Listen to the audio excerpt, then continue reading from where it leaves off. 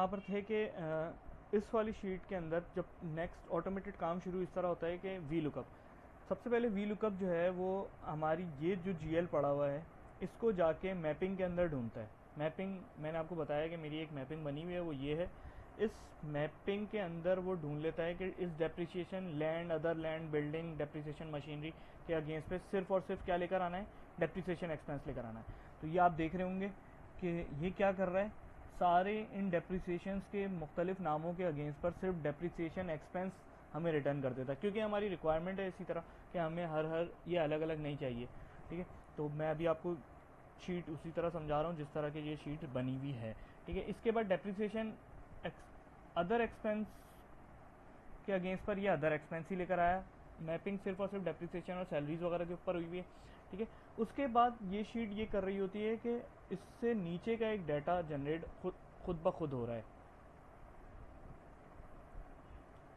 ठीक है, ये डाटा यहाँ पे खुद ब खुद जनरेट हो रहा है कि सिर्फ डेप्रिसिएशन एक्सपेंस के आगे वो उसने ऊपर सिर्फ सम इफ का फॉर्मूला लगा हुआ है, सम इफ वो कर करके लेकर आया था।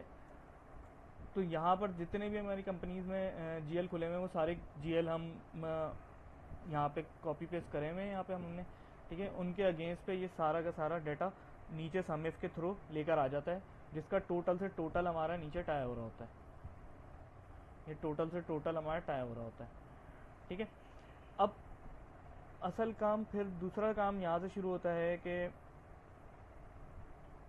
अब मैं आपको ऊपर वाले डाटा के बारे में कुछ भी नहीं बताऊंगा, क्योंकि ऊपर का सिस्टम का डाटा आया और उसके बाद नीचे उसकी की समरी बन गई जो कि हमारी रिक्वायरमेंट है उसके हिसाब से। ठीक है, अच्छा, अब सबसे पहले मेन जो डिफरेंस हाईलाइट हो रहे हैं पहले मैं उनका बता दूं आपको। अब यहाँ पर एक डिफरेंस हाईलाइट हो रहे हैं, मैं शो ऑल डाटा कर दूं पहले ताकि आपको डाटा नज़र आना शुरू हो जाए।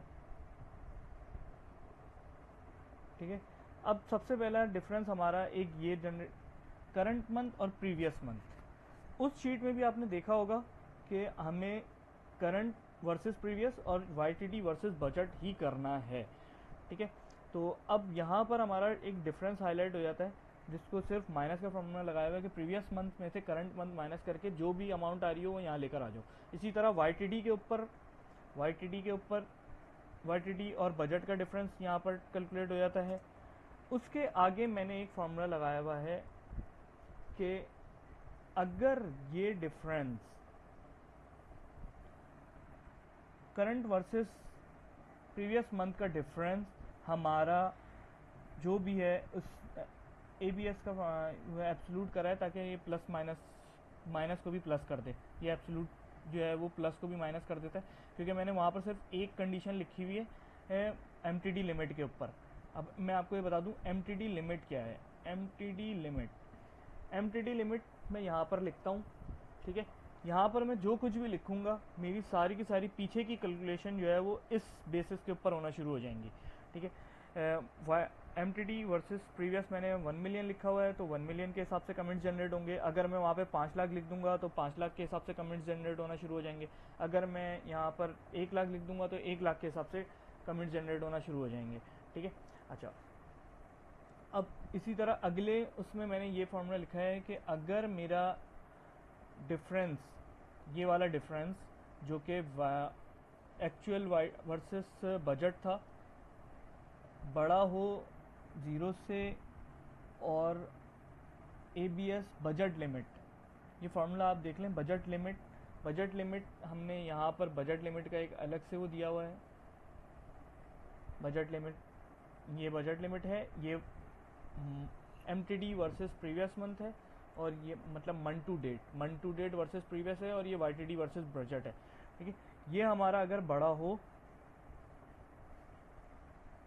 बजट लिमिट से तो यहाँ पर सीएमटी का एक टैग वर्ड लिख दो और इफ एंड, और उसके आगे एक और कंडीशन लगी हुई है, वो अभी रिलेटेड थी नहीं, वैसे मैं खैर बता देता हूँ आपको। ये 50%, मतलब अगर जिसमें वेरिएंस कैलकुलेट ना हो रहा हो, जिसमें मतलब हमारे पास कुछ डाटा ऐसा पड़ा हुआ है जिसमें वेरिएंस पड़ा हुआ ही नहीं होगा, मतलब वेरिएंस की अमाउंट 0 आ रही होगी, हालांकि सॉरी वेरिएंस परसेंटेज की अमाउंट 0 आ रही होगी, जैसे ये देख रहे हैं आप, क्योंकि यहाँ पे बजट हमारा इन सबके अगेंस्ट पर बजट जो है इन सब के अगेंस्ट पर बजट जो है हमारा एक लाइन में ही डला हुआ है। तो जाहिर सी बात है कि यहाँ पे फिर जितने भी वेरिएंस आएंगे वो एक्चुअल नहीं आ रहे